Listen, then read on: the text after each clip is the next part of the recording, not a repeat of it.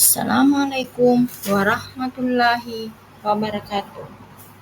Jumpa kembali dengan saya, Yus Amma SPD SD, calon guru penggerak Angkatan 9 UPTD SPF SDN 86 Lajua, Kecamatan Diliriaja, Kabupaten Sopeng, Sulawesi Selatan. Terlebih dahulu, saya perkenalkan fasilitator saya, yaitu Bapak Siswandi SPD GR, dan pengajar praktik saya, Haja Nurlela SPD SD. Kali ini kita masuk pada aksi nyata modul 1.4, berbagi pemahaman dan pengalaman mengenai penerapan konsep-konsep inti budaya positif. Berikut ini merupakan kegiatan diseminasi di sekolah mengenai pemahaman dan pengalaman budaya positif. Bismillahirrahmanirrahim. Yang terhormat Ibu calon guru penggerak SDN 86 Lajua, Ibu Yus Amma SPD bersama Ibu Nur Hikmah SPD, serta rekan-rekan guru sekalian yang saya banggakan. Assalamualaikum warahmatullahi wabarakatuh. Salam, Om Swastiastu, salam budaya, salam kebajikan. Puji syukur kita panjatkan kepada Allah Subhanahu wa Ta'ala karena pada kesempatan siang yang cerah ini Bapak Ibu masih sempat memenuhi undangan kegiatan yang mana kegiatan ini dilaksanakan sebagai pelengkap tugas bagi calon guru penggerak yang ada di sekolah kita. Berikut ini merupakan kegiatan diseminasi di sekolah mengenai pemahaman dan pengalaman budaya positif. Budaya positif di sekolah yang nantinya akan dipresentasikan oleh dua calon guru penggerak kita secara kolaboratif. Begitu juga nantinya akan berbagi pengalaman serta sharing tanya jawab kepada teman-teman terkait hal-hal yang telah mereka pelajari dan akan mereka share dalam kegiatan ini. Itu pula tak lupa kita kirimkan salawat dan salam kepada junjungan kita Nabi besar Muhammad SAW, Nabi yang menjadi suri tauladan bagi kita semua, rahmatan lil alamin. Baik, mengawali kegiatan kita, saya selaku Kepala SDN 86 Lajua penanggung jawab memberikan kesempatan seluas-luasnya kepada semua rekan-rekan yang ingin mengembangkan kompetensi, baik itu melalui kegiatan-kegiatan seperti pelatihan-pelatihan, mengikuti berbagai kegiatan-kegiatan, seminar dan lain-lain sebagainya. Itu terbuka kesempatan yang seluas-luasnya bagi teman-teman. Nah, hingga pada akhir ini ya, ada dua teman kita yang telah mengikuti proses tersebut. Untuk itu, dukungan penuh bagi mereka saya harapkan dari teman-teman juga. Marilah kita sama-sama saling mendukung agar kiranya kegiatan ini bisa berjalan dengan baik. Itulah sebagai pembuka saya pada hari ini. Selanjutnya saya serahkan kepada kedua teman kita yang akan mempresentasikan kegiatan untuk hari ini. Waktu dan tempat saya persilakan.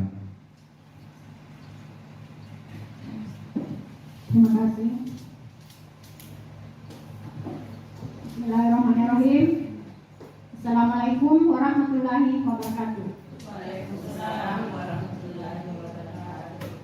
Yang terhormat Bapak Kepala Sekolah SDN 86 Lajua, yaitu Bapak Muhammad Arfa Mubarak SPD. Yang kami hormati Bapak Ibu Pembina, guru hebat yang kami cintai dan banggakan. Puji syukur kita panjatkan kehadirat Allah Subhanahu wa taala karena pada siang hari ini kita masih diberi kesempatan kesehatan untuk mengikuti suatu kegiatan, yaitu kegiatan diseminasi budaya positif. Dan tak lupa pula kita kirimkan salawat dan taslim, kita kirimkan kepada Nabiullah Muhammad SAW, Nabi yang telah membawa kita dari alam kegelapan menuju alam terang benar. Dan sebelumnya saya mengucapkan terima kasih banyak kepada Bapak Kepala Sekolah karena telah memfasilitasi kami atas terlaksananya kegiatan hari ini sehingga bisa berjalan dengan lancar. Begitu pula kepada teman-teman guru hebat, saya ucapkan terima kasih atas waktunya, telah melakukan waktunya untuk mendengarkan paparan nanti yang akan kami paparkan selama 1 jam ke depan. Bersama Ibu Nur Hikmah saya akan berkolaborasi nanti. Baik, saya berdiri di hadapan Bapak Ibu guru bukan berarti saya pintar, saya lebih hebat dari Bapak Ibu guru. Namun saya di sini berdiri hanya ingin berbagi pengalaman atas apa yang telah kami dapatkan pada pendidikan guru penggerak, calon guru penggerak Angkatan 9 Kabupaten Sopeng selama kurang lebih 2 bulan ini. Pada tahapan ini kami sudah menyelesaikan 1 modul, yaitu modul 1. Modul 1 ini paradigma dan visi guru penggerak terdiri dari 4 submodul. Baik, untuk modul 1.1 refleksi filosofi pendidikan nasional Ki Hajar Dewantara. Modul 1.2 nilai-nilai dan peran guru penggerak. Modul 1.3 visi guru penggerak. Modul 1.4 budaya positif. Selanjutnya kita melangkah ke kegiatan berikutnya. Selamat siang Bapak Guru Ibu. Ya, jadi sebelum saya memaparkan materi, izinkan saya menyampaikan sebuah pantun dan saya berharap nanti Bapak Ibu guru hebat menjawab setelah saya membacakan dengan kata hebat. Duduk di gazebo sambil makan pemandangannya. Hutan lalang, beribu terima kasih kami haturkan. Teruntuk Bapak Ibu yang telah datang, adik berisik naik sepeda baru dari kota Sopeng membawa gitar. Terima kasih Bapak Ibu guru hebatku. Izinkan aku memaparkan materi sebentar. Oke. Baiklah, kita lanjut dulu. Tepuk apresiasi supaya kita tidak terlalu tegang. Silakan Bapak Ibu guru. Jika kami mengatakan kami, maka kita bertepuk tangan sebanyak 3 kali. Begitu pula dengan selanjutnya. Oke? Perhatikan di atas. Kami guru hebat SDN 86 Lajua. Siapa kita? Integritas, kolaboratif, kreatif, inovatif, serta sempurna. Terima kasih. Baik, sebelum saya lanjut, saya perkenalkan dulu. Di sini saya bersama Ibu Nur Hikmah akan berkolaborasi. Di sini saya sebagai selaku Yusama SPDSD, sebagai calon guru penggerak Angkatan 9 UPTD SDN 86 Lajua, Kecamatan Dengiriaja, Kabupaten Sopeng, Sulawesi Selatan, yang akan didampingi oleh Ibu Nur Hikmah SPDI. Dan adapun fasilitator dan pengajar praktik kami. Fasilitator Andi Makwira SPD dan pengajar praktik Andi Munira SPD. Itu adalah fasilitator dan pengajar praktik dari Ibu Nur Hikmah SPD. Sedangkan fasilitator saya sendiri, Siswandi SPD GR, mungkin tidak asing lagi bagi Bapak Ibu guru. Sekarang dia Kepala SDN Ungai di Cipta. Oke. Dan ini pengajar praktik saya Haja Nurlela SPD SD adalah Kepala SDN 233 Abinenge, Kecamatan Maroribau. Oke, selanjutnya kita explain dulu Bapak Ibu guru supaya kita tidak terlalu tegang. Silakan Bapak Ibu guru hebat berdiri dulu di tempatnya.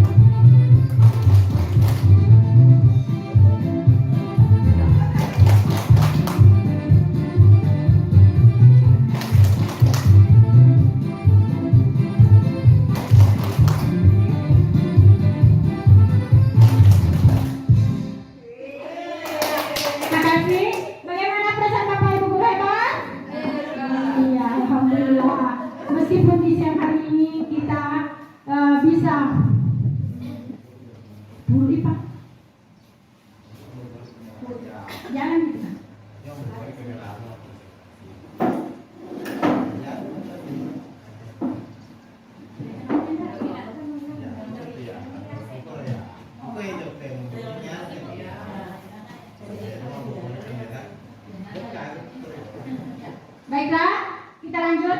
Tadi saya ucapkan terima kasih.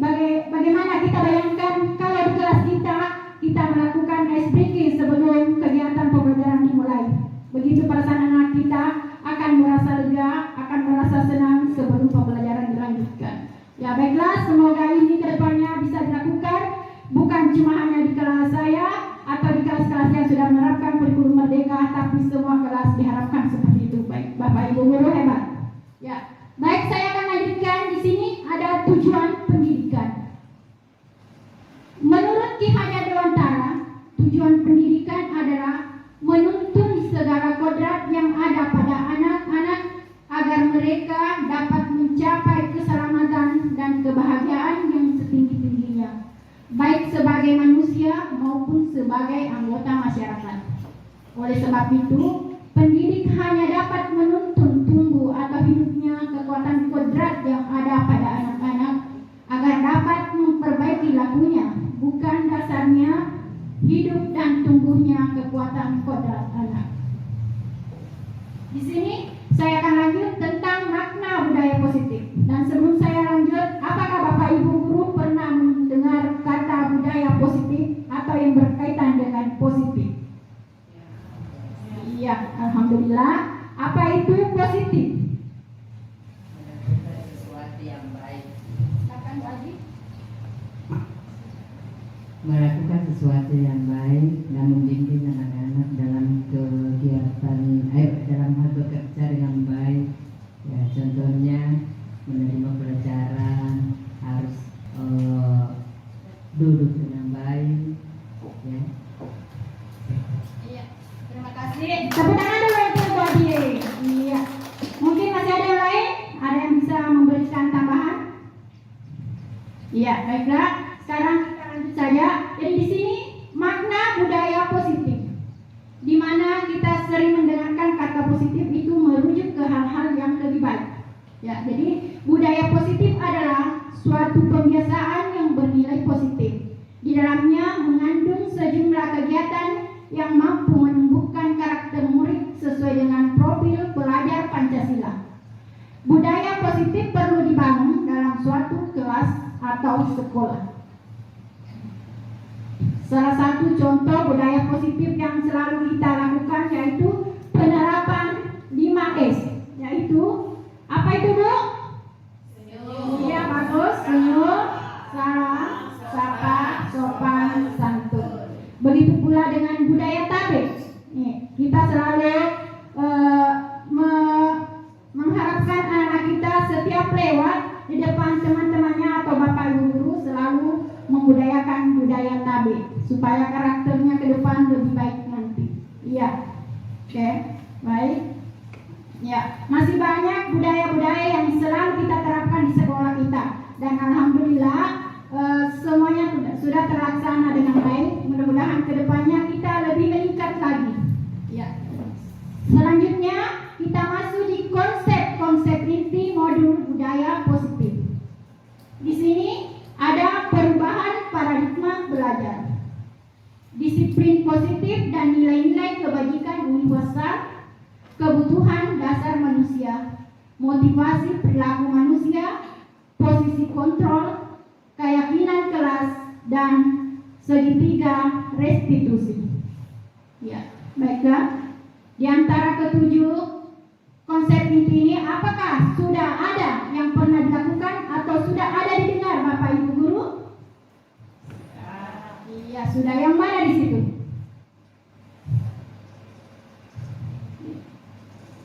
Ya. Itu tentang perubahan paradigma belajar.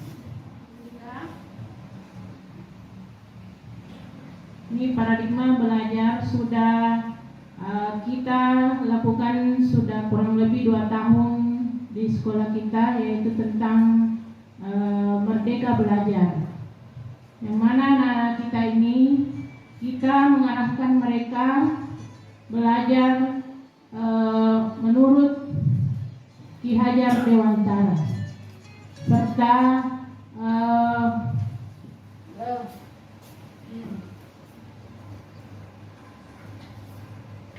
nilai-nilai Pancasila. Terima kasih. Terima kasih. Aplaus dulu untuk Ibu Domina. Bagaimana dengan Bu Muslimah? Iya, silakan. Dari konsep-konsep inti modul budaya positif ini yang ada di atas itu ada 9. Alhamdulillah sudah saya terapkan di kelas setelah saya mengikuti juga CGP yang lalu. dan alhamdulillah semoga seterusnya bisa lebih meningkat lagi. Iya. Ya, terima kasih. Alhamdulillah karena Bu Muslimah telah lulus CGP Angkatan 7 dan dia sudah mempelajari sebelumnya dan dia sudah menerapkannya. Terima kasih Bu Muslimah. Tepuk tangan dulu untuk Bu Muslimah. Atau masih ada teman yang ingin menambahkan? Bu Nomina? Bisa? Yang pernah dipelajari atau pernah didengar? Atau Pak Ari? Ya, baiklah, kalau begitu saya lanjut saja dulu. Di sini ada perubahan paradigma belajar. Jadi, paradigma adalah kerangka berpikir. Paradigma adalah model utama, pola atau metode untuk meraih beberapa jenis tujuan menurut KBBI atau Kamus Besar Bahasa Indonesia. Ya, di sini paradigma lama, kita akan membandingkan paradigma lama dengan paradigma baru. Dalam paradigma lama, guru aktif memindahkan berbagai konsep dan prinsip ilmu pengetahuan ke pikiran siswa. Sedangkan pada paradigma baru, murid yang aktif menemukan berbagai konsep dan prinsip dengan bimbingan guru. Ya, jadi ini sudah mulai kami terapkan juga. Ya, dan yang kedua, murid menerima pengetahuan secara pasif dan berusaha menghafalkannya. Sedangkan pada paradigma baru, murid dimampukan membangun pengetahuan berbasis pengalaman dan pengetahuan yang dimilikinya. Ya. Dan yang ketiga, lebih menekankan peranan guru dalam proses pembelajaran. Dan pada paradigma baru, lebih menekankan peranan murid dalam proses pembelajaran. Yang keempat, pembelajaran bersifat mekanistik. Dan pada paradigma baru, pembelajaran lebih bervariasi dan murid diberi kesempatan berkolaborasi dan mempresentasikan hasil kerjanya. Sedangkan yang terakhir, lebih menekankan motivasi belajar secara eksternal dan pada paradigma baru, lebih menekankan motivasi belajar secara internal. Di sini tidak menutup kemungkinan saya sendiri mungkin kalau saya mengajar dulunya hanya mengedepankan, maksudnya di sini saya tidak terlalu memperhatikan kemauan murid saya, hanya ketika memberi pertanyaan hanya dengan satu cara. Meskipun saat ini kami sudah berusaha untuk melakukan perubahan dengan adanya paradigma baru, yaitu memberikan kesempatan kepada siswa, karena setiap siswa yang bertanya atau diberi pertanyaan, mungkin di sini kita memberi pertanyaan atau disuruh menjawab, ada anak-anak kita yang cepat menjawab. Apa betul Bapak Ibu guru? Iya, mungkin ada yang lambat, ada yang sedang. Jadi di sini kita diharapkan untuk mengajar secara berdiferensiasi. Jadi pembelajaran yang berorientasi pada penyataan kompetensi dan pengembangan karakter yang sesuai dengan nilai-nilai Pancasila. Pembelajaran paradigma baru memastikan praktik pembelajaran yang berpusat pada murid, belajar sesuai dengan kebutuhan dan tahap perkembangannya untuk mewujudkan profil pelajar Pancasila. Melalui pembelajaran berdiferensiasi, setiap murid difasilitasi untuk mengembangkan potensi terbaiknya. Pembelajaran berdiferensiasi adalah pembelajaran yang memberikan keleluasaan pada murid untuk meningkatkan potensi dirinya sesuai dengan kesiapan belajar, minat, dan profil belajar murid tersebut agar tercipta profil pelajar Pancasila. Iya, bagus Bapak Ibu. Oke. Ya, di sini ada profil pelajar Pancasila. Apakah Bapak Ibu guru sudah mengenal atau memahami tentang profil pelajar Pancasila? Ya. Iya, sudah. Di sini setiap hari kita sudah melakukan kegiatan-kegiatan ini. Misalnya, anak-anak kita sebelum melanjutkan pelajaran menyanyikan yel-yel tentang profil pelajar Pancasila. Ya, ada ibu guru hebat yang ingin menyanyikannya? Semua, oke, semua, kita semuanya. Silakan. Oke, 1, 2, 3. Pelajar Pancasila beriman dan bertakwa pada Tuhan Yang Esa dan berakhlak mulia, berkebinekaan global, gotong royong mandiri, kreatif dan bernalar kritis. Oke, berarti ibu guru sudah melakukan semua di kelasnya. Terima kasih. Iya. Jadi di sini ada 6. Beriman dan bertakwa kepada Tuhan Yang Maha Esa dan berakhlak mulia. Yang kedua, berkebinekaan global, bergotong royong, mandiri, kreatif dan bernalar kritis. Iya. Lanjut. Ya. Yang kedua, kita masuk dalam disiplin positif. Dalam budaya kita, kata disiplin dimaknai menjadi sesuatu yang dilakukan seseorang pada orang lain untuk menempatkan kepatuhan pada peraturan untuk menghindari hukuman ketidaknyamanan. Di mana sebagai pendidik, tujuan kita adalah menciptakan anak-anak yang memiliki disiplin diri sehingga mereka bisa berperilaku dengan mengacu pada nilai-nilai universal atau sifat positif manusia yang merupakan tujuan mulia yang ingin dicapai setiap individu dan memiliki motivasi intrinsik bukan ekstrinsik. Di sini Ki Hajar Dewantara menyatakan bahwa untuk mencapai kemerdekaan atau dalam konteks pendidikan kita saat ini untuk menciptakan murid yang merdeka, syarat utamanya adalah harus disiplin yang kuat. Oke. Disiplin yang dimaksud adalah disiplin diri yang memiliki motivasi internal. Jika kita tidak memiliki motivasi internal, maka kita memerlukan pihak lain untuk mendisiplinkan kita, atau motivasi eksternal karena berasal dari luar bukan dari dalam diri kita. Ya.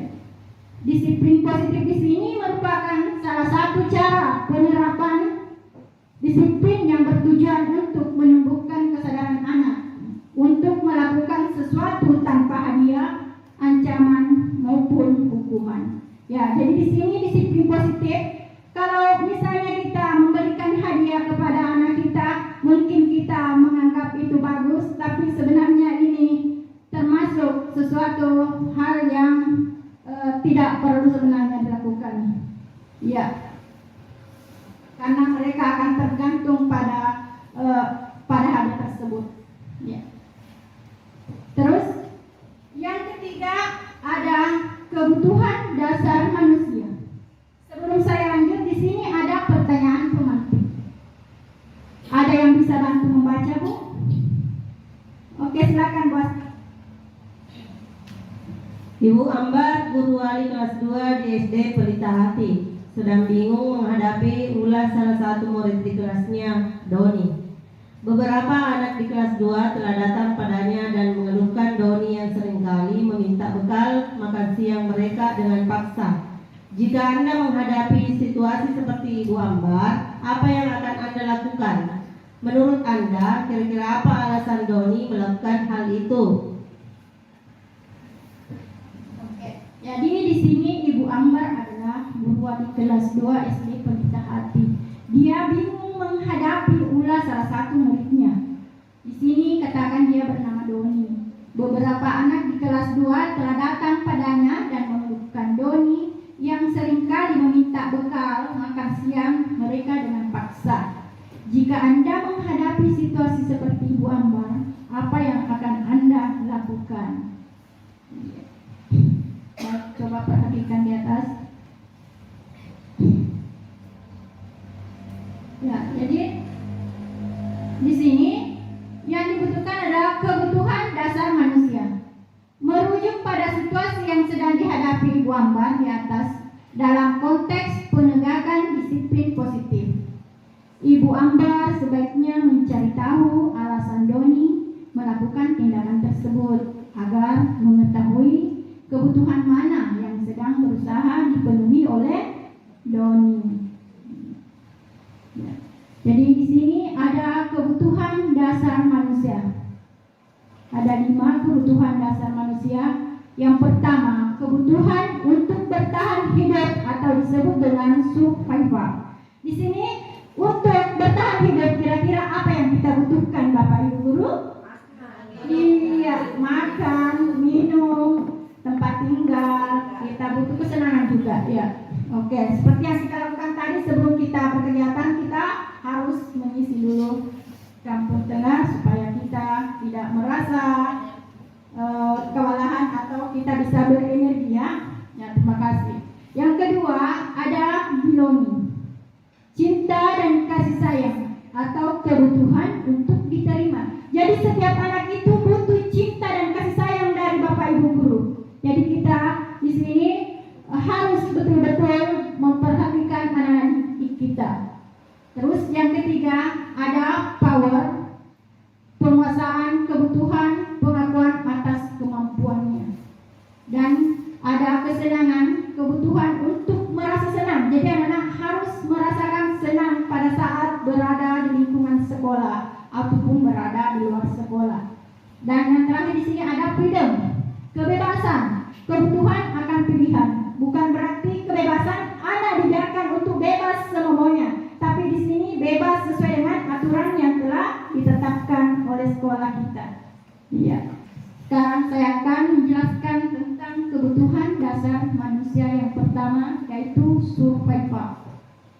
Jadi kebutuhan bertahan hidup atau survival adalah kebutuhan yang bersifat fisiologis untuk bertahan hidup, misalnya kesehatan, rumah, dan makanan, seperti tadi yang telah dipaparkan oleh Bapak Ibu Guru. Ya, seks sebagai bagian dari proses reproduksi termasuk kebutuhan untuk tetap bertahan hidup. Komponen psikologis pada kebutuhan ini meliputi kebutuhan akan perasaan aman. Dalam kasus Doni di atas, apabila jawaban Doni ketika ditanya oleh Ibu Ambar adalah karena ia lapar dan orang tuanya tidak membawakannya bekal makan siang, maka kebutuhan dasar yang sedang berusaha dipenuhi oleh Doni adalah kebutuhan untuk bertahan hidup atau disebut survival. Ya. Jadi kalau ada anak-anak didik kita seperti itu, berarti dia butuh makan. Iya, butuh perhatian. Oke, yang kedua, kebutuhan dasar manusia, cinta dan kasih sayang, kebutuhan untuk diterima. Jadi di sini anak-anak ingin semua diterima oleh kita, keberadaannya. Jadi anak-anak yang memiliki kebutuhan dasar, cinta dan kasih sayang yang tinggi, biasanya ingin disukai dan diterima oleh lingkungannya. Mereka juga akrab dengan orang tuanya. Biasanya mereka belajar karena suka pada gurunya. Bagi mereka, teman sebaya sangatlah penting. Jadi kadang kita melihat anak-anak kita, dia semangat sekali datang ke sekolah karena mungkin ada dorongan dari dalam bahwa ada teman-teman saya di sekolah, saya harus ke sekolah, saya suka belajar, saya suka pembelajaran Bapak Ibu Guru. Oke, di sini teman sebaya sangatlah penting. Mereka juga biasanya suka bekerja dan berkelompok. Jadi dalam bekerja dia suka berkelompok. Dalam kasus di atas, apabila Doni menjawab bahwa alasannya mengambil bekal temannya karena dia merasa senang, temannya jadi memperhatikan dia. Ketika temannya melaporkan tindakannya itu pada gurunya, dan gurunya memberitahu kebutuhan dasar yang sedang dipenuhi Doni adalah kebutuhan akan cinta dan kasih sayang. Sekarang kebutuhan dasar yang ketiga. Kebutuhan dasar manusia yang ketiga yaitu penguasaan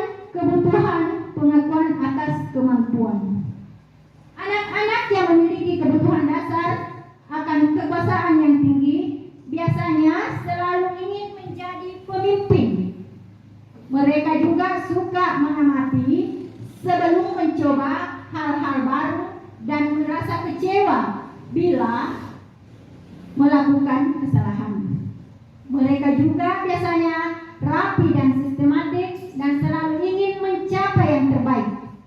Dalam kasus di atas, apabila jawaban Doni adalah dia merasa hebat karena temannya jadi takut dengan dia dan menuruti keinginannya, maka sebetulnya Doni sedang berusaha memenuhi kebutuhan dasarnya akan kekuasaan.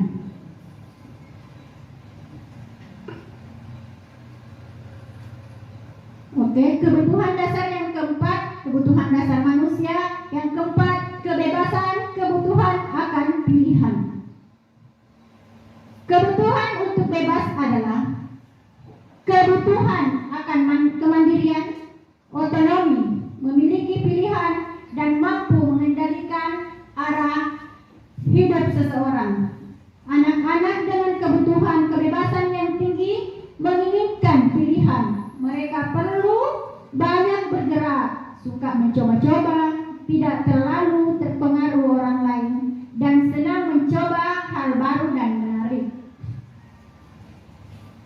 Bila jawaban Doni dalam kasus di atas adalah bahwa dia merasa bosan dengan bekal makanan yang dibawakan ibunya dari rumah, karena ibunya membawakan bekal yang selalu sama setiap harinya,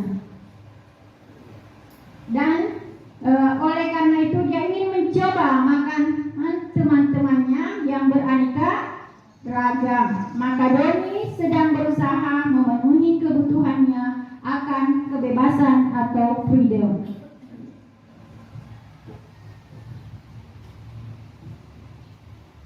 Kebutuhan dasar manusia yang kelima di sini, kesenangan, kebutuhan untuk merasa senang. Anak-anak dengan kebutuhan dasar kesenangan yang tinggi biasanya ingin menikmati apa yang dilakukan. Mereka juga konsentrasi tinggi saat mengerjakan hal yang disenangi. Mereka suka permainan dan suka mengoleksi barang, suka bergurau, suka melucu, dan juga menggemaskan. Bahkan saat bertingkah laku buruk dalam kasus di atas, bila Doni menjawab bahwa ia melakukannya karena iseng saja, dan ia menikmati ekspresi wajah teman-temannya yang kesal karena diambil makanannya, dan menurut dia ekspresi teman-temannya itu lucu, maka berarti Doni sedang berusaha memenuhi kebutuhannya akan kesenangan. Iya, Bapak. Iya. Jadi di sini Bapak Ibu guru hebat. Di sini kita akan menampilkan dampak jika kebutuhan dasar manusia tidak terpenuhi dan terpenuhi. Apakah di antara Bapak Ibu guru ada lagi yang ingin membacakan satu? Oke, saya serahkan ke Pak Mario.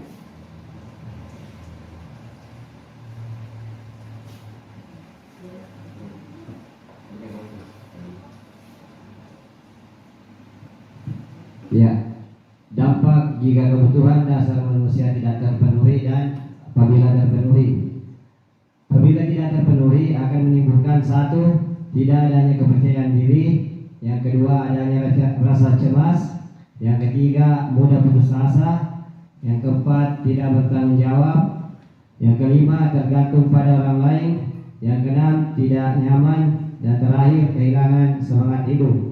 Namun apabila kebutuhan dasar setiap manusia dapat terpenuhi, akan menimbulkan rasa yang pertama percaya diri, yang kedua bahagia, yang ketiga aman dan nyaman, yang keempat bertanggung jawab, yang kelima mandiri, dan yang terakhir hidupnya bersemangat. Sorry begini. Ya, itulah tadi jika kebutuhan kita terpenuhi dan tidak terpenuhi. Jadi mudah-mudahan kita bisa melakukan hal-hal ini dalam pembelajaran kedepannya, memberikan pelajaran dan memberikan kebutuhan-kebutuhan akan kekosaan anak. Ya. Nah, jadi di sini mungkin sampai di sini saya yang sempat saya paparkan, dan sebelum saya mengakhiri izinkan saya membacakan pantun lagi. Ya. Jadi silakan teman-teman perhatikan dan silakan jawab kembali dengan kata cakep. Sekarang kita pindah ke cakep. Ke warung makan soto babat. Soto ku makan tak bersisa. Tetap semangat Bapak Ibu guru hebat. Bapak Ibu guru semangat, saya bahagia luar biasa. Terima kasih atas kesempatan yang telah Bapak Ibu berikan, dan terima kasih kepada Bapak Ibu guru hebat yang telah meluangkan waktunya. Dan selanjutnya akan dipandu langsung oleh teman saya sedang berkolaborasi, yaitu Ibu Nur Hikmah SPD.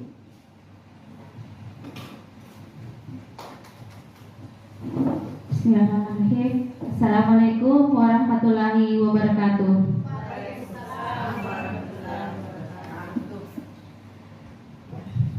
Terima kasih. Saya berdiri di depan sekarang akan melanjutkan pemaparan dari Bu Yus Amma tadi tentang konsep-konsep inti modul budaya positif. Bu Yus Amma tadi sudah memaparkan tentang yang pertama, perubahan paradigma belajar, yang kedua, disiplin positif dan nilai-nilai kebajikan universal, dan yang ketiga, kebutuhan dasar manusia. Dan yang sekarang akan saya paparkan yaitu nomor 4 tentang motivasi perilaku manusia. Motivasi perilaku manusia ada 2 jenis. Yang pertama, motivasi ekstrinsik. Motivasi ekstrinsik adalah motivasi dari luar. Dan yang kedua adalah motivasi intrinsik. Motivasi intrinsik itu motivasi yang berasal dari diri sendiri.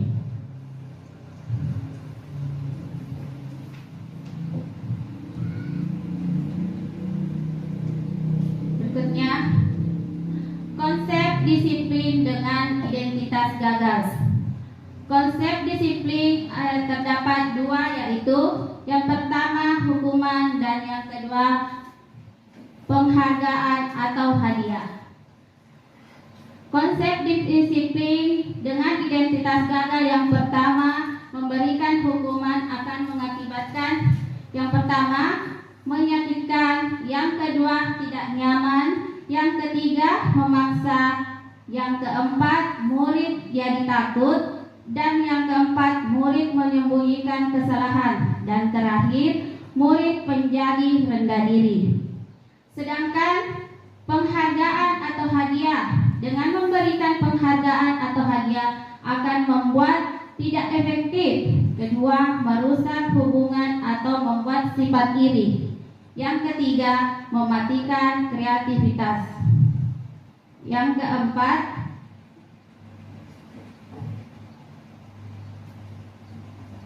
menghukum dengan sistem ranking. Yang terakhir, merampas hak menghargai kesalahan, memperbaiki kesalahan, perbaiki dirinya.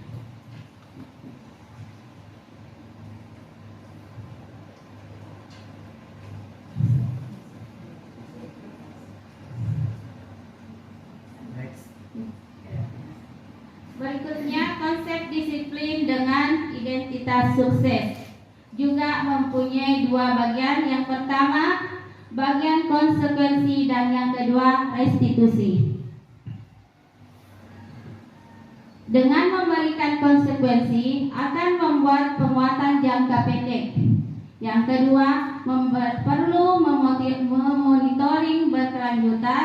Yang ketiga, stimulus respon. Yang keempat, murid menghormati peraturan. Dan yang kelima, kehilangan waktu untuk merenungi kesalahan.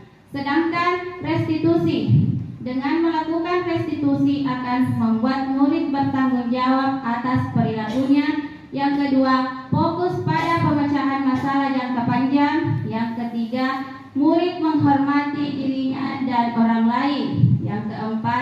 teori kontrol, yaitu dirinya memegang kontrol. Dan yang terakhir, murid bersemangat memperbaiki kesalahannya.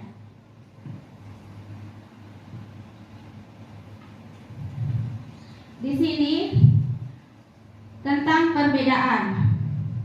Contoh kasus murid terlambat datang ke sekolah ada 3, yaitu hukuman, konsekuensi, restitusi. Adakah di antara ibu bapak guru yang mau membacakan tentang ketiganya di atas, hukuman, konsekuensi, dan restitusi? Silakan Bu Mina. Terima kasih atas kesempatan yang diberikan.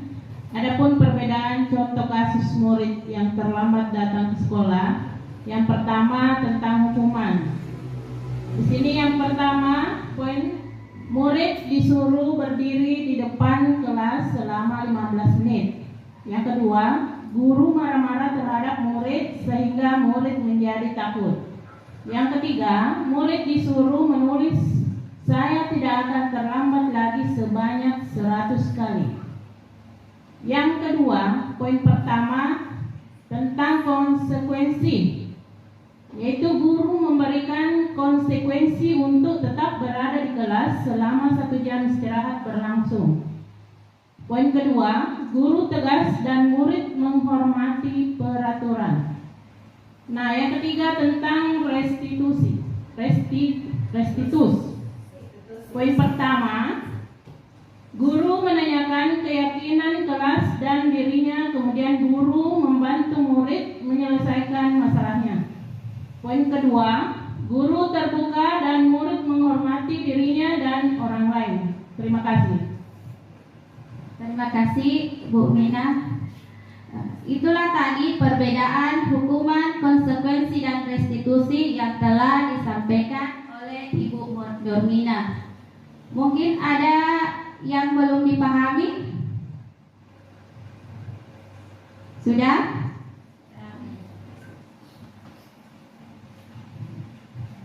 Ya, sekarang yang kelima tentang posisi kontrol.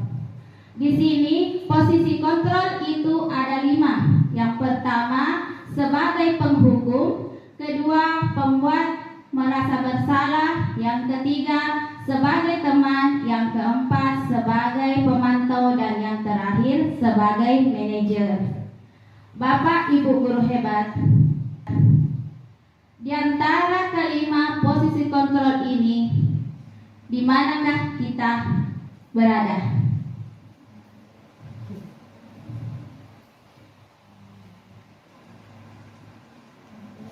Atau saya berikan dulu berikan satu video tentang posisi kontrol penghukum.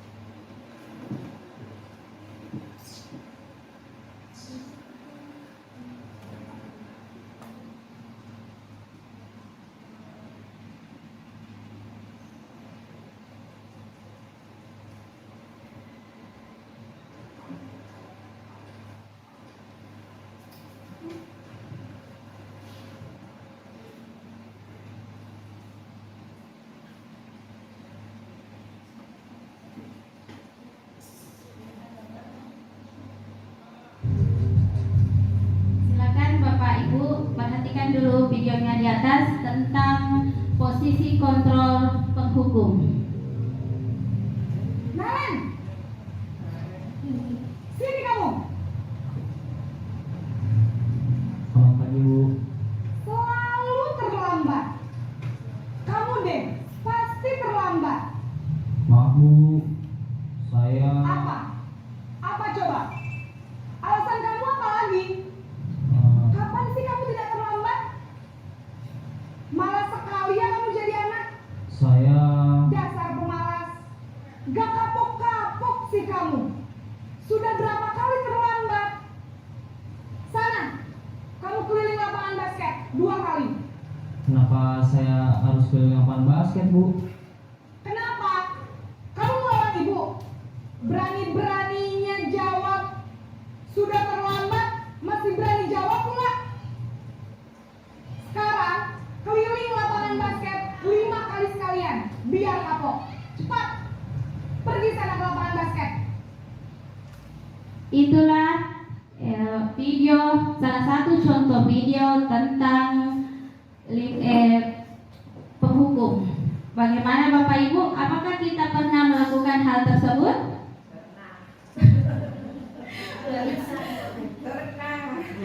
Betul sekali. Terkadang kita ketika melihat anak-anak itu sering melakukan kesalahan yang berulang kali, kita kadang tidak bisa mengontrol emosi sehingga kita memberikan hukuman.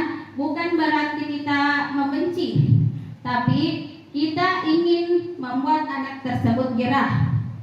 Seperti itulah mungkin konsepnya yang sebelum kita mempelajari tentang restitusi ini nanti. Lebih jelasnya akan ada tempatnya nanti membahas restitusi.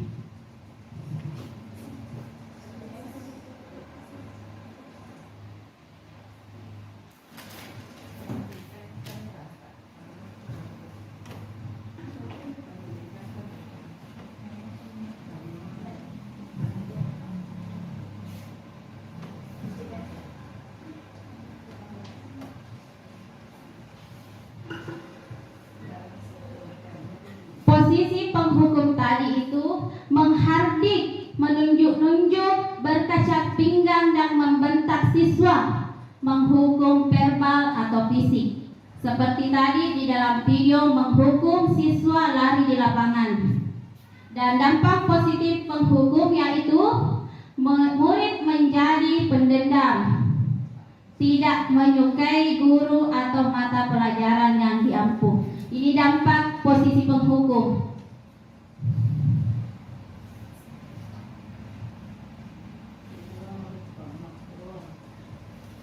Sekarang yang kedua tadi 5 posisi kontrol.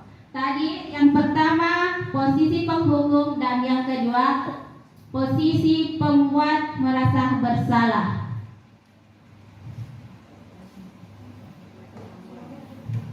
Pembuat merasa bersalah itu suara cenderung melembut, tenang, namun kata-katanya menyalahkan murid. Yang kedua, guru akan menyatakan hal-hal yang merasa kesalahan ada pada murid dengan membuat guru menderita. Sedangkan dampaknya yaitu membuat murid merasa bersalah, rendah diri, dan menarik diri dari lingkungan. Saya putarkan kembali satu contoh sebagai pembuat merasa bersalah.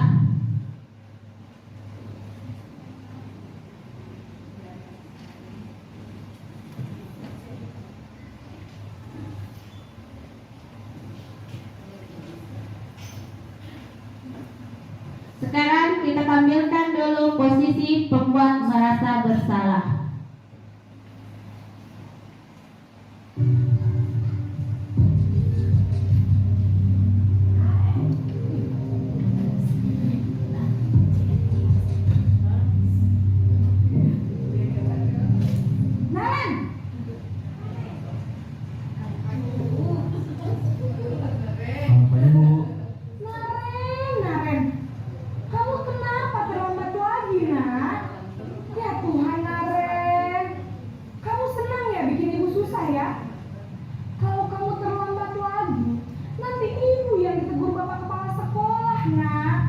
Disangka ibu tidak bisa membina kamu. Duh, gimana ini? Maaf, Bu. Duh, Gusti Naren. Kamu suka ya kalau ibu ditegur bapak kepala sekolah? Terus, sekarang ibu harus tulis apa yang di buku absen? Ini kamu sudah sering terlambat loh. Ibu harus apa coba? Maaf, Bu. Maaf sekali. Ya sudah, lain kali jangan bikin ibu susah lagi ya nak ya. Ibu tidak akan kuat lagi kalau kamu gini terus. Bisa jantungan kalau ibu tegur bapak kepala sekolah. Sana cepat ke kelas. Maaf ya Bu, maaf sekali. Itulah tadi contoh video tentang pembuat merasa bersalah. Bagaimana Bapak Ibu perbedaan dari penghukum dan pembuat merasa bersalah? Selanjutnya Bu. Betul sekali, sangat berbeda. Satu melembut dan satu kasar. Sekarang yang ketiga, posisi sebagai teman. Kalau posisi sebagai teman itu suara guru akan ramah, cenderung bersenda gurau untuk menghangatkan suasana. Murid akan merasa senang, aman, dan akrab dengan gurunya. Dampak posisi teman. Murid akan bergantung kepada satu orang gurunya.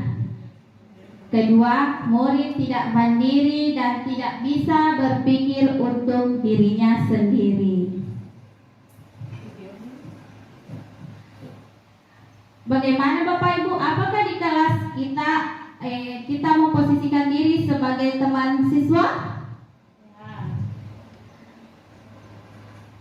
Saya akan perlihatkan kembali tentang posisi sebagai teman.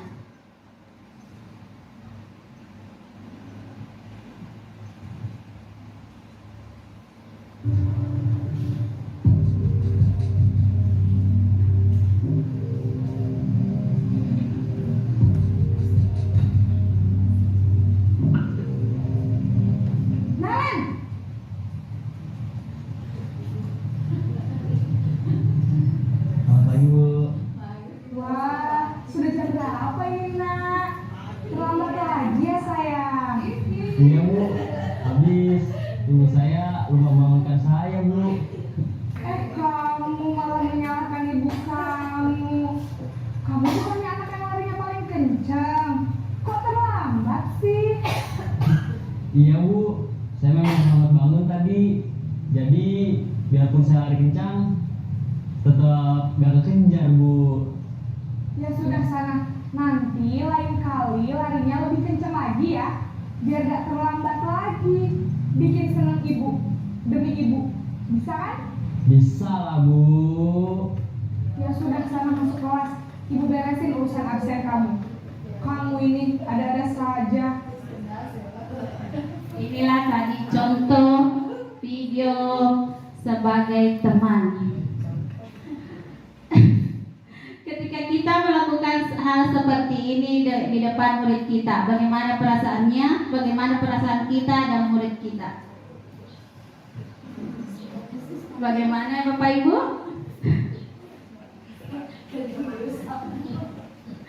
Sekarang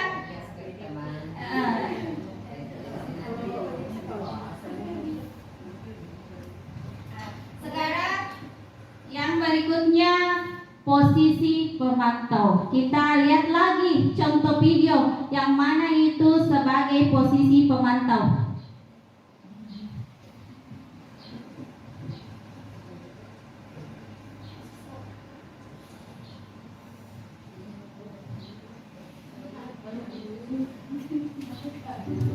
Sekarang kita perhatikan lagi sebagai posisi pemantau.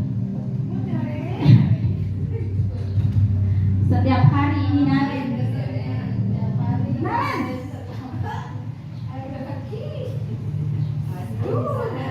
Selamat pagi Bu. Naren, apa peraturan sekolah kita tentang jam berapa kita harus masuk sekolah, nak? Kita harus di sekolah jam 7 Bu. Iya betul. Sekarang sudah jam 7.20. Naren sudah tahu konsekuensinya jika terlambat lagi. Paham Bu. Saya harus tinggal kelas pas jam istirahat selama 20 menit. Iya benar, konsekuensinya demikian. Jadi nanti jam 9.30 pas istirahat, kamu harus tinggal di kelas, kerjakan tugas tambahan untuk ketertinggalan kamu, ya? Baik Bu. Itulah tadi video tentang posisi pemantau atau monitor. Posisi pemantau atau monitor itu seorang pemantau emosional, tidak bersenda gurau ataupun menggunakan suara tinggi. Yang kedua, tercipta identitas diri positif atau berhasil. Yang ketiga, pemantau perlu senantiasa memantau pada saat murid diberikan sanksi, maka guru pun harus selalu mengawasi. Jadi ketika kita memberikan sanksi, tidak dilepaskan begitu saja anak-anak menerima sanksinya, harus diperhatikan. Karena jangan sampai anak-anak tersebut dilepaskan, lain juga dia kerja. Yang berikutnya, seorang pemantau menunjukkan bahasa tubuh dan ekspresi wajah datar dan cenderung formal. Dampak dari posisi pemantau ini, yang pertama, murid akan menghitung konsekuensi dan hadiah tanpa memahami sepenuhnya nilai kebajikan yang dituju. Yang kedua, tidak sepenuhnya mandiri. Jadi dampak pemantau itu harus betul-betul, karena membuat siswa tidak mandiri.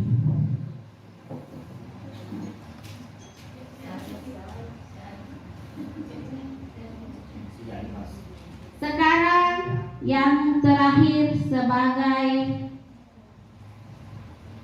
posisi sebagai manajer.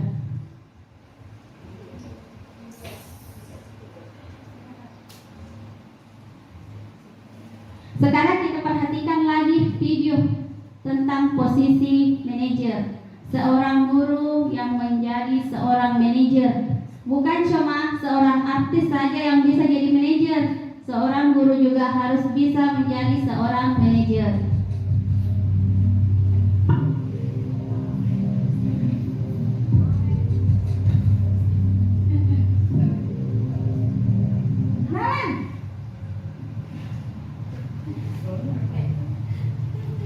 Selamat pagi, Bu. Selamat pagi, Naren. Maaf, Bu. Saya terlambat. Iya, sekolah masuknya jam 7, sekarang sudah jam 7.20. Jadi sekarang bagaimana ini, Naren? Maaf, Bu. Saya lupa setel alarm saya semalam. Baiklah, menurut kamu, keyakinan sekolah yang mana yang perlu kamu tingkatkan? Menghargai diri sendiri dan orang lain mungkin ya, Bu. Setuju. Jadi, apakah Naren meyakini prinsip saling menghormati tersebut? Iya, Bu. Saya meyakininya. Apakah Naren bersedia memperbaiki masalah keterlambatan ini? Bersedia, Bu. Bagaimana kamu akan perbaiki masalah keterlambatan ini? Saya akan coba untuk tidak lupa menyetel alarm saya, Bu. Baik, kalau Naren lupa menyetel alarm di rumah, ada orang yang kira-kira bisa bantu mengingatkan tidak? Ada, Bu. Kakak saya, Kak Emma. Ada lagi selain Kak Emma? Selain Kak Emma, ada ibu saya. Baik, jadi yang mengingatkan Naren adalah Kak Emma dan ibu kamu ya? Kira-kira akan mulai setel alarm kapan nih, Naren? Setelah pulang sekolah, akan segera saya lakukan.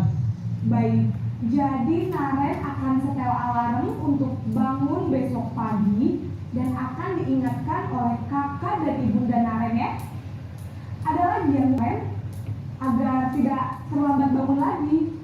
Tidak ada, Bu. Baik Naren, terima kasih untuk kerjasama kamu. Sekarang kamu perlu kembali ke kelas untuk belajar. Baik, Bu. Terima kasih. Itulah tadi contoh video tentang posisi manajer.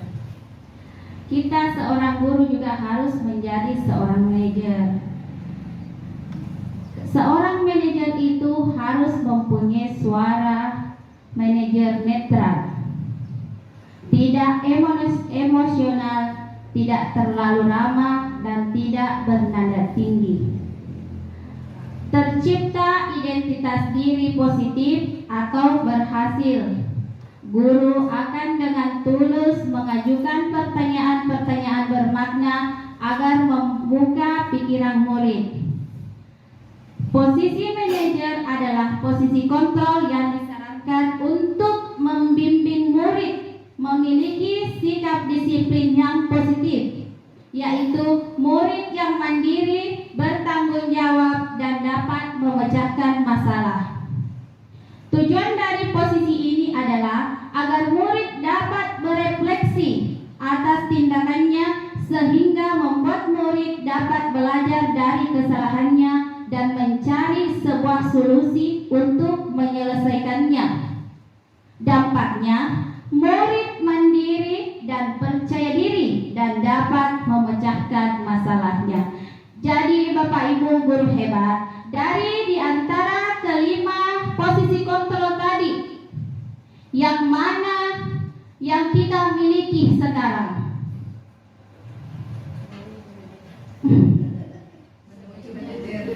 Menuju manajer. Semangat Bu, semangat Bapak Ibu guru hebat. Mari kita lanjutkan. Sekarang, posisi manakah yang paling ideal dari kelima posisi kontrol tadi? Yang paling ideal adalah posisi manajer. Yang kedua, posisi manakah yang dapat menunjang motivasi intrinsik murid? Menurut Bapak Ibu guru hebat, yang mana? Manajer. Ya. Jadi manajer itu adalah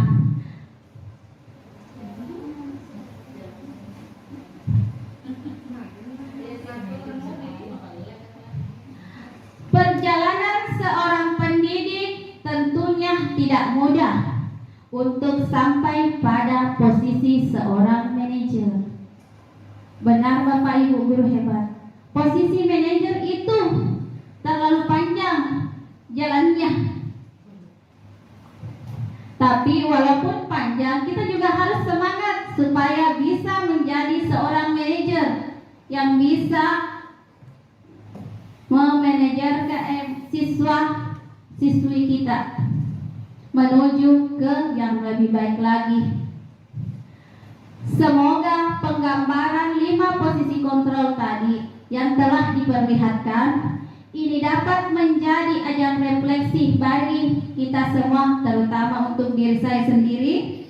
Mari terus berlatih, bersemangat untuk menerapkannya ke depan. Semangat! Alhamdulillah.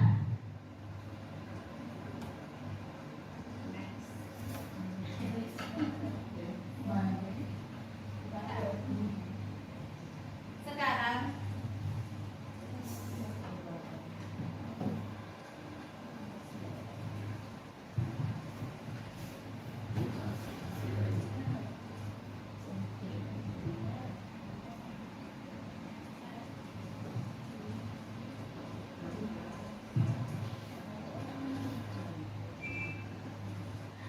Bapak Ibu guru hebat, perhatikan layar di depan kita.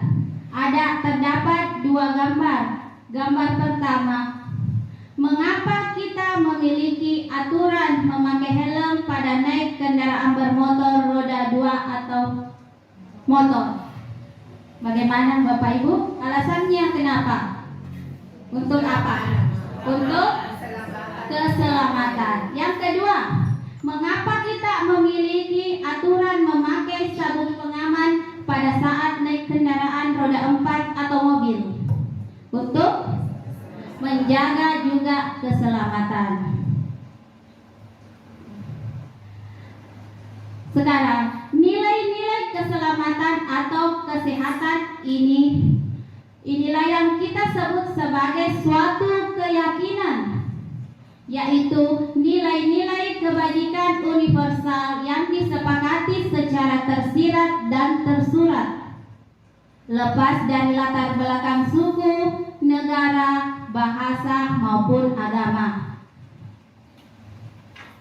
Nilai-nilai kebajikan menekankan pada keyakinan seseorang akan lebih memotivasi seseorang dari dalam. Seseorang akan lebih tergerak dan bersemangat untuk menjalankan keyakinannya daripada hanya sekedar mengikuti serangkaian peraturan tertulis yang diberikan.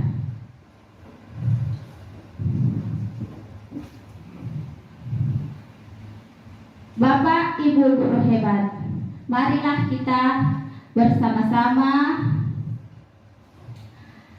memperlihatkan bagaimana cara membuat keyakinan kelas. Yang pertama, berdiskusi tentang peraturan kelas. Yang kedua, penempelan keyakinan kelas. Yang ketiga, merumuskan tentang peraturan kelas, dan yang berikutnya peraturan kelas menjadi keyakinan kelas. Jadi kita harus membuat peraturan terlebih dahulu, baru bisa dijadikan sebagai keyakinan kelas.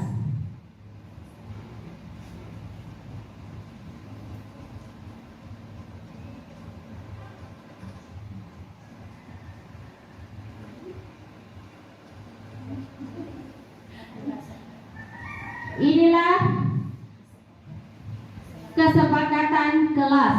Yang pertama, menjaga kebersihan.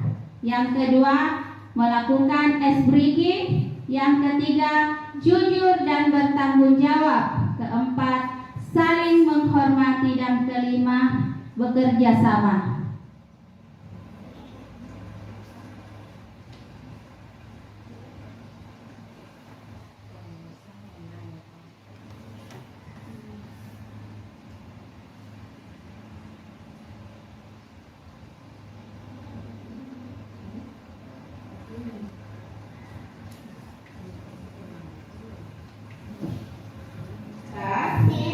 Inilah tata cara pembuatan keyakinan kelas bersama murid. Untuk membuat keyakinan, yang akan diyakini nanti sebagai keyakinan kelas. Nah, kelompok ini saya bagikan.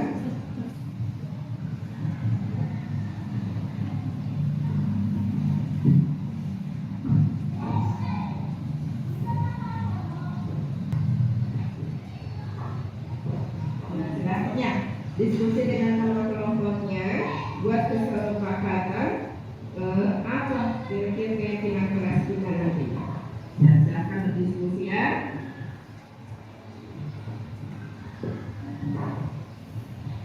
Oke.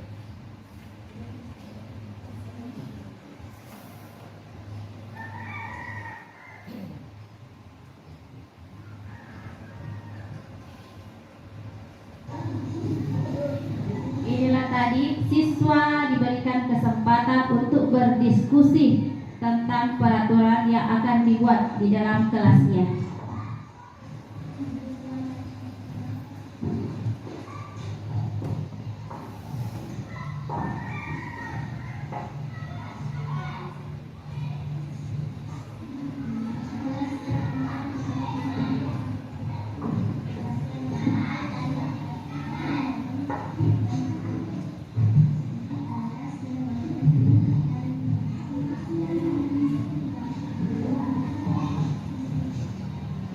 Ya, ingat dalam membuat keyakinan kelas menggunakan kata-kata positif. Jangan tidak menggunakan kata negatif seperti jangan, tidak boleh.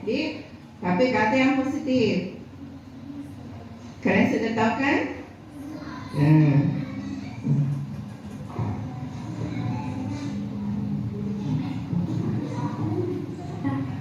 Bagaimana selesai?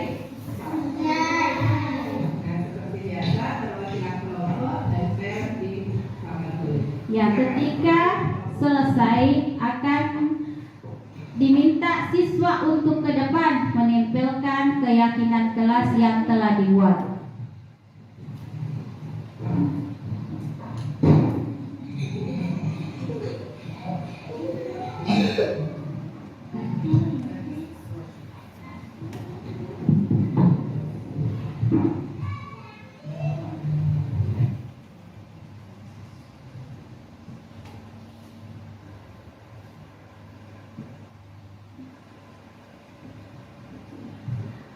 Ya, inilah proses ketika menempel keyakinan kelas di depan, merumuskan keyakinan kelas. Tadi, tempelkan sama-sama jujur. Kita simpan di sini ada jujur. Terus ini apa? Menjaga kebersihan. Oh, ini sendiri menjaga kebersihan.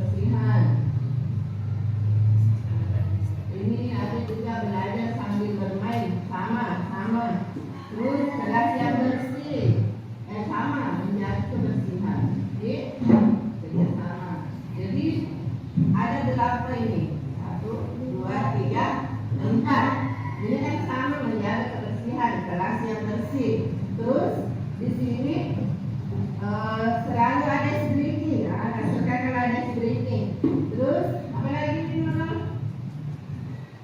Ini dari Mama sama. Terus kalau melakukan breaking apa yang kalian rasakan? Bahagia. Berarti kita bisa gabung di sini. Bahagia. Jika melakukan breaking, kalian merasa bahagia. Jadi ada beberapa yang bisa kita buat sebagai keyakinan keras. Ada berapa? Apa yang pertama? Satu, menjaga.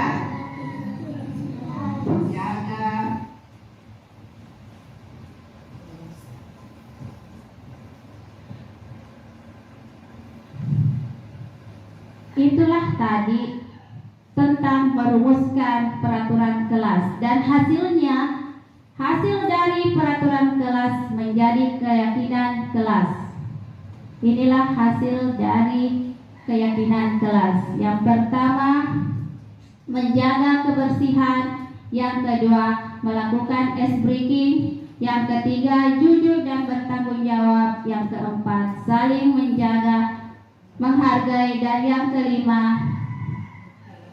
bekerja sama.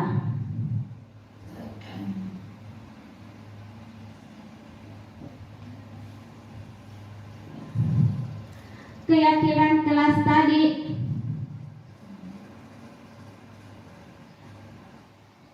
bagaimana Bapak Ibu guru tentang keyakinan kelas?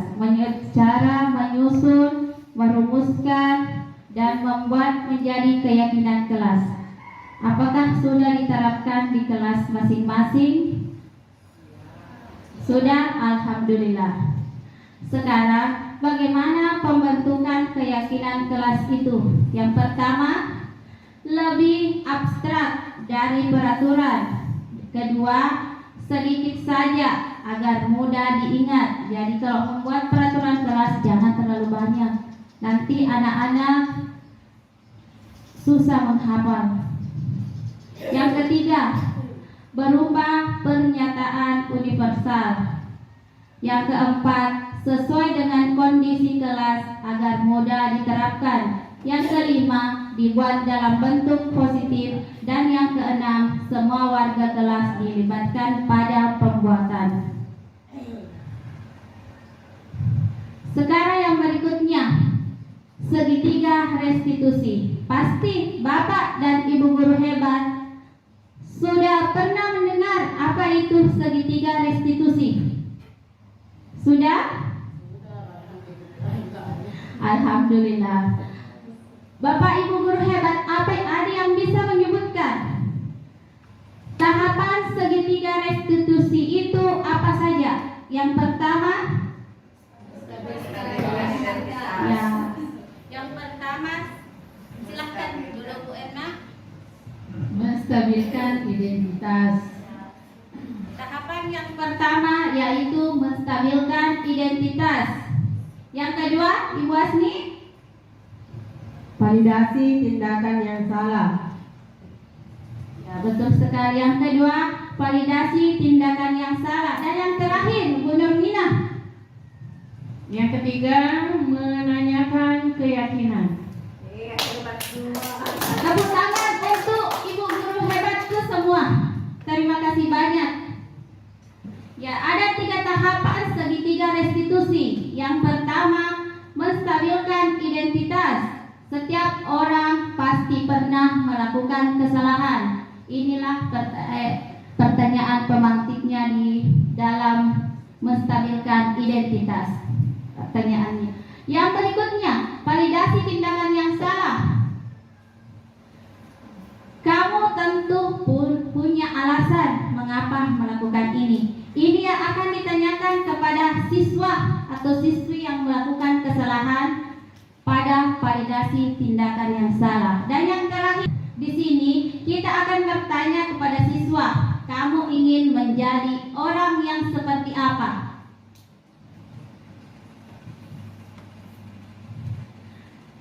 Di sini saya akan memperlihatkan contoh kasus segitiga restitusi.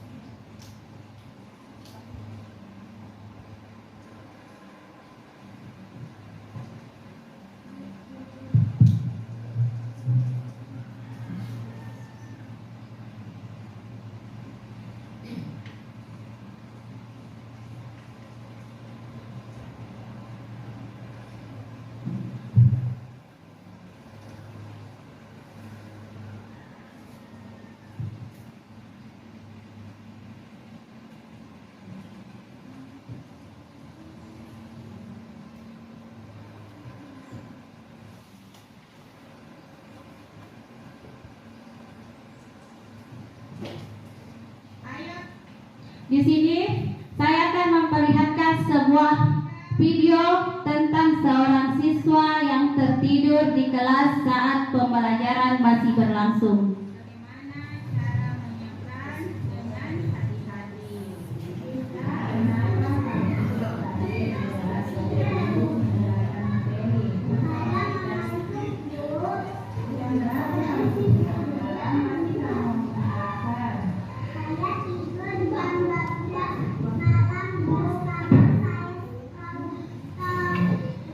Inilah contoh video tentang menstabilkan identitas, menanyakan alasan mengapa anak tersebut tertidur di dalam kelas.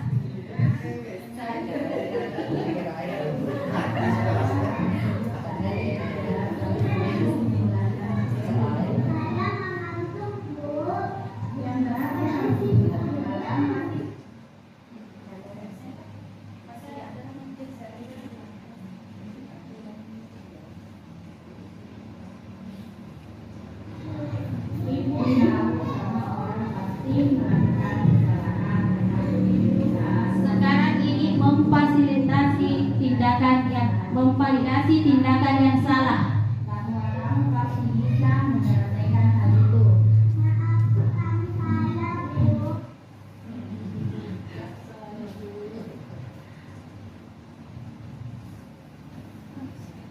Dan yang terakhir tentang menanyakan keyakinan.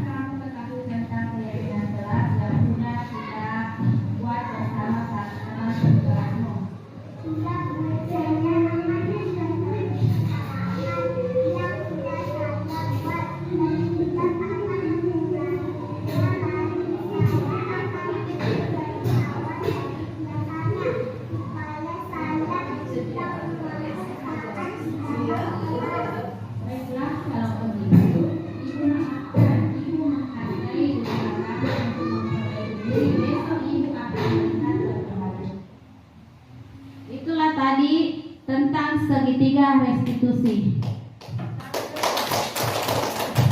Terima kasih. Ketiga tadi segitiga restitusi, ketiganya menstabilkan identitas, memvalidasi tindakan yang salah, dan yang ketiga menanyakan keyakinan. Ini sangat bagus diterapkan di kelas, Bapak Ibu guru hebat, supaya anak-anak lebih termotivasi. Karena dengan segitiga restitusi tidak ada lagi yang mengatakan menghukum siswa. Sekarang kita bisa menanyakan apa alasannya, mengapa demikian, apakah ingin melakukannya kembali, dan menanyakan keyakinan apa yang telah diterapkan di kelas.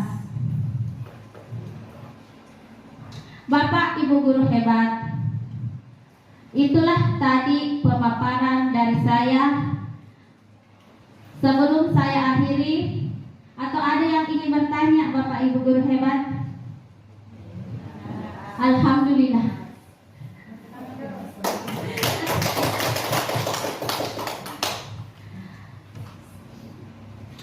Saya berpantun terlebih dahulu sebelum mengakhiri kegiatan pada hari ini. Ke pasar bersama Dini, melintas di jalan benua.